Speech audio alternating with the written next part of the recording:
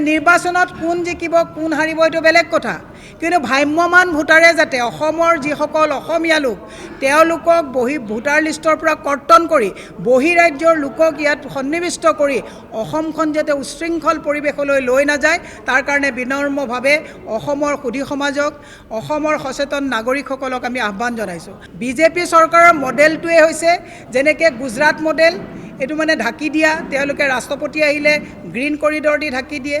এতিয়া তেওঁলোকে এটা বিহাৰ মডেল ইয়ালৈ লৈ আহিছে, ফৰ্জি ভ্ৰাম্যমান ভোটাৰে তেওঁলোকে ৰণ জিকিব বিচাৰিছে। এওঁলোকৰ এটাই ৰিপৰ্ট কাৰ্ড আছে, হিন্দু আৰু মুছলমানৰ ৰাজনীতিটো এওঁলোকৰ ৰিপৰ্ট কাৰ্ড। ডেভেলপমেণ্ট মানে অভাৰব্ৰিজ বনোৱাটো ডেভেলপমেণ্ট নহয়, কিন্তু গৰু চোৰ, মাটি চোৰ, বাগান চোৰ, স্কুল বন্ধ কৰা হৈছে, এইবিলাকতো চলিয়ে আছে।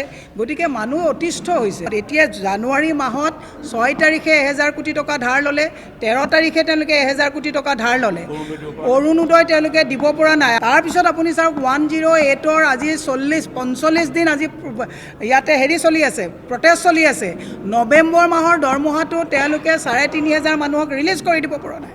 দ্বিতীয় আৰু শেষ কথাটো আজি মই ইয়াত কৈছোঁ, যিখন চৰকাৰে মানৱ সম্পদ তৈয়াৰ কৰাত গুৰুত্ব দিয়া নাই, স্কুল এফালৰ পৰা বন্ধ কৰিছে, সেইখন চৰকাৰ যে টোটেল ফ্লপ, য'ত শিক্ষাক গুৰুত্ব দিয়া নহয়, সেইখন চৰকাৰ কিবা কাৰণত হ'ব পাৰে নেকি? মই সমীক্ষাৰ কথাত কৈ আছোঁ, আজি তাৰিখত গৌৰৱ গগৈ ডাঙৰীয়াৰ প্ৰতি যি জনসমৰ্থন বা জনপ্ৰিয়তা আছে এইটো মেনুপুলেট নহয়।